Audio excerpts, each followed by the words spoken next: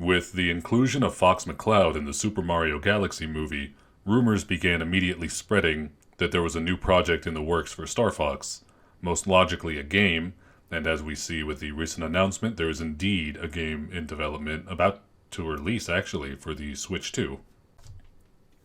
Discussion over the game's reveal has been quite popular online for various reasons, one of which being that the series is known as being one of the more dormant of Nintendo's flagship IPs, essentially being beaten out by only F-Zero and Kid Icarus.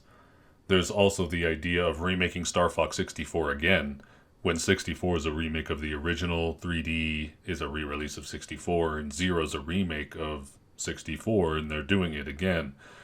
It's drawing comparisons to Skyrim in a sense, but there are plenty of other things to consider about this game's reveal and release. There are plenty of implications in the real world that led to these decisions. Going through the game's reveal, the first thing that's apparent about the game is that it's being used to showcase the hardware capabilities of the Switch 2, much in the same way that the original Star Fox was used to show off the full potential of the Super Nintendo. This is quite possibly the most visually impressive game Nintendo has ever made, with the previous game holding that visually impressive title belonging to Metroid Prime 4. And the Switch 2 really needs this, as there haven't been many games on it to showcase its abilities above the original Switch. Its flagship title, Donkey Kong Bonanza, while a fantastic game with excellent art direction, it wasn't technically impressive from a visual standpoint. A lot of the system RAM was used for the voxel destruction, and even then, I think it's pretty apparent that the game started production as a Switch title and was brought up to the Switch 2, so I don't think it's fully optimized for Switch 2 hardware. Other than that, there haven't been too many titles to show off the visual capabilities of the Switch 2. The Switch 2 edition of Metroid Prime 4 does look excellent, but it is a Switch 1 game upgraded to Switch 2, and Kirby Air Riders does look visually fantastic. Although with the game's simple yet fantastic art design, it's hard to attribute the game's visuals to the Switch 2 hardware itself over Sakurai's love for having a very stylistic approach to his games. So having a pure HD, realistic, brute force graphics approach to the new Star Fox title, we can really see that the Switch 2 can produce modern day HD visuals, which to a certain group of gamers will be important to determining the Switch 2's relevancy compared to the PlayStation 5. This brings us to the first point of contention some people have with the game, and that being the character designs. This is the most radical redesign we've seen for the characters in the series thus far, that being due to the fact that the entire art style has been shifted to a more realistic tone. Star Fox Zero, for anything anyone has to say about it, did perfect the visual designs of these characters. It is the basis for Fox's design in Smash Bros. Ultimate, and no one has any complaints with that. It perfects his design.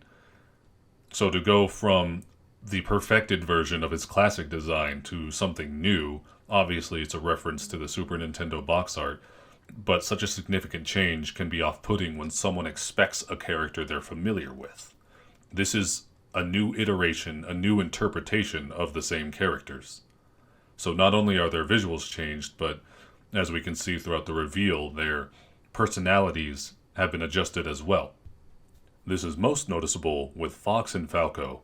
As we can see whenever they check their G-diffusion systems, Falco is notably more impatient than he was in the original interpretation, and it seems a rivalry between Fox and Falco is going to be played up more than it was originally. We can also see Fox himself behaving a bit differently whenever talking with General Pepper. Originally, Pepper would say something and Fox would just say, "Yes, sir."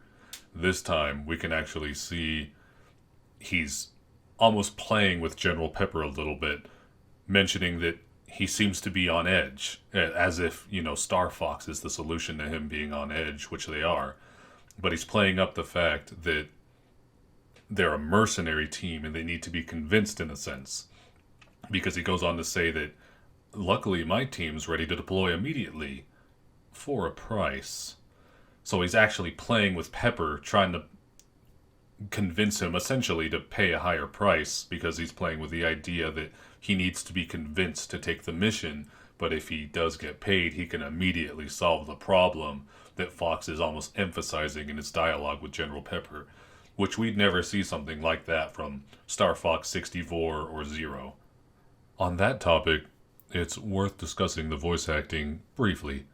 The voice acting is fine. The voice actors fit the characters reasonably well, though I think it's also safe to say that this isn't the best vocal performance we've seen for the characters in this series. That would belong to perhaps Star Fox Zero, or depending on the character, Star Fox Assault had some great performances as well, just considering the fact that certain characters like Slippy were aged up in that game. Now, I think it's worth addressing the main topic of conversation regarding this game, and that's its status as a remake of 64, or rather, I suppose another remake of 64, versus being a new game continuing with a new story. There is a lot more that goes into this decision than most people would realize. And in many ways, this game reveal now is the last echo of the damage done during the Wii U era. So many people are hearing about Star Fox Zero, as that's one of the many retellings of the original Star Fox game, and a lot of people are hearing about the Wii U for the first time, because to this day, so many people do not know that the Wii U was a system that Nintendo made. You bring it up and they might think of the Wii. This is because the Wii U was such a monumental failure. And that's quite unfortunate. It was a great console, but to put it short, to really summarize the failure, the Wii, the original Wii, was incredibly popular at the start of its life cycle, but as that console generation continued on, the Wii became less popular as it was more so associated with casual family games or cheap shovelware titles, while hardcore gamers played on the PS360. So with the Wii essentially being less relevant towards the end of that generation, Nintendo decides to name their next console Wii U. And if you look back at the initial trailers advertising the console, they're showing games with original Wii graphics, and they don't even show the console in those commercials. They literally only show the controller. And with the games demonstrated having Wii graphics, people genuinely did not know that a new console even existed. It was a blatantly obvious problem that many people could see would make the system dead on arrival before it even launched. I really don't know how Nintendo couldn't see it themselves. But with the Wii U essentially being invisible to the mass market, no one bought it, and Star Fox Zero was going to be obviously the title on the Wii U. And even at the time Star Fox Zero came out, that was a reboot because it had been so long. Star Fox missed the Wii. There was no Star Fox game for that generation. And in Nintendo's mind, they thought it had been 2 console generations since we'd seen continuations. The Star Fox 64 story continued on the GameCube with Adventure and Assault. And so missing the Wii, they thought they would start over, tell a new story, and keep it going. And this is where we see problems that affect us to this day with this release. Star Fox Zero couldn't sell because it was on a platform no one had. And so the reboot couldn't gain any traction to continue the series further. Now, that alone doesn't necessarily warrant rebooting the series again, as there's no need for people to see the Lylat Wars, Star Fox against Andross again. The concept's really simple. Star Fox, the good guys, fight and kill Andros the bad guy. We don't need to see that every time. It's like watching Batman's parents get killed in every brand new Batman movie. But for whatever reason, the creative team at Nintendo behind Star Fox really insists that the story be continuous. The idea with Zero is that they would start the story over, and we get the origins, we'd redo the Lylat Wars, and then they would continue the series from there. Because that didn't do well, they don't want to continue the series off of Zero, which they very easily could have done. The game could have started with a 5 years after Andros is defeated or whatever. There's nothing stopping them from continuing the story, but it's a creative decision where they want it to be continuous. And since Zero didn't make it, this is now their chance. The Switch 2 is much more popular. Star Fox was very popular in the Mario Galaxy movie, and so the decision's been made. We're starting now, and here we are getting the first story of Star Fox being told again, so that we can continue it from here. While that's not the best decision to make, as we could easily tell a new story, that is the creative decision they've decided, and it's what brought Star Fox back. So we're starting from ground zero again, and with the new traction and popularity Star Fox can find on an accessible system, we can actually get a new story down the line.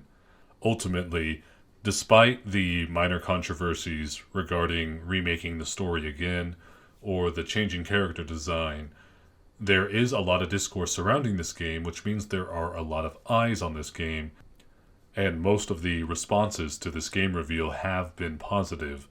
So it seems this game is currently on track to be successful, and with its success, we could see future stories. The only potential caveat I could see to that idea is the fact that this game is being used as a graphical showcase. So if that internal idea of having a graphical showcase was the reason for this game's creation, it's possible that there's no plans to follow up with a sequel. However, in any other circumstance, I believe they are bringing the game back to continue the Star Fox IP from this point. At the very least, let's hope, because I loved when they continued Star Fox's story in Adventures in Assault.